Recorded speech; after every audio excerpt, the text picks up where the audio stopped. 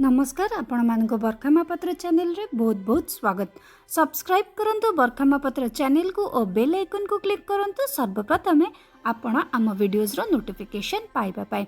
दर्शक बंधु health tips जदि आपण हिंदी किंबा इंग्लिश रे देखिया को चाहूचंदी व्हीकल्स और इलेक्ट्रॉनिक्स रो Odia Hindi English fitness videos जदि आपण देखिबा को चाहूचंदी ताहले आमर अलग सब चैनल लिंक डिस्क्रिप्शन में पाई जेबे एवं आपण हमको इंस्टाग्राम और फेसबुक पेज रे मध्य फॉलो करंतु हेले आपण नुआ वीडियोज रो सब नोटिफिकेशन पाई जाई थांती। दर्शक बंधु एबे जेहेतु कोरोना समय चली सेति पाई कि आम छाती जंत्रणा बा बहुत साधारण हेलाणी। छाती रे जंत्रणा हवा आमको बहुत भयंकर मध्य लागिलाणी। छाती रे कफ जमा हिबा मध्य आमको बहुत डर लागिताए।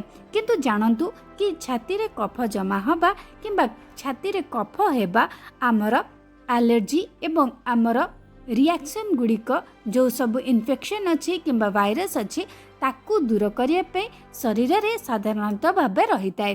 किंतु जेते बळे आम शरीर रे एही कफ अधिका बढ़िबा को लागे सिए आम मस्तिष्क को गोटे सिग्नल पहुँचाई थाए कि एही जो वायरस किंबा आमर जो इन्फेक्शन होची ताकू आम शरीर छाती भितर को किंबा आम फुसफुस भितर को जेमती से न जीव सेते पाई कि आम छाती सबु बेले जेते अधिका कफ थिबो ताकू सफा करिबा अत्यंत आवश्यक होता है। सेते पाई कि दर्शक बंधु आज आम आपण कि गोटे मात्र एमिति प्रभावशाली घरोई उपचार आनीचु। एहाकू करिबा द्वारा आपण छाती रे जो अधिका मात्रा रे कफ जमा होची किंबा आपणकर बहुत जोरे काश होची नाकपटे सिंगाणी बाहरुची ताहले एही समस्या को से गोटे रु दुई थर रे ही ठीक करदेव। से कि आपण को दरकार होता है केते गुड़े सामग्री। तो प्रथम सामग्री पाई आपण को दरकार गोटे ग्लास उषुम पानी से आपण गोटे बड़ चामच किंबा अधा कटा लेंबू को से चिपुड़े। तापरे से आपण डालचीनी गुंड अधा छोट चामच टू कम पकाइबे। चतुर्थ जिनस आपण को गोलमरीचर गुंड को सेथुरु आपण को अधा छोट चमच पकाइबार अछि एवं यह सहित आपण को हळदी गोटे छोट चमच टू कम किंबा अधा छोट चमच टू कम आपण को हळदी मिसाइबार अछि एवं शेष रे अधा छोट चमच आपण को घी मिसाइबार अछि। एही छटा जक सामग्री को भल भाबरे गोळाई देबे। भल भाबरे गोळाइले परे एही सामग्री किंबा एही उपचारटा को जदि आपण प्रतिदिन गोटे रु दुई थर करंती ताहले आपणकर जो छाती रे अधिका मात्रा रे कफ जमा होइतिबो सेटा बाहरी जिवो। छाती संपूर्ण भाव में सफा हो जिवो।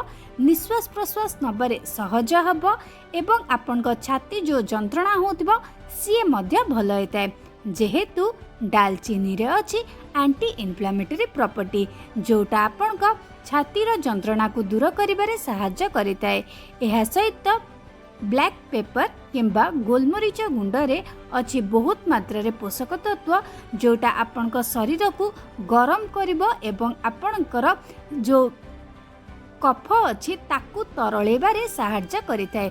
एवं एहा सहित जेहेतु हळदी रे anti inflammatory antibiotic antiseptic anti microbial property रही।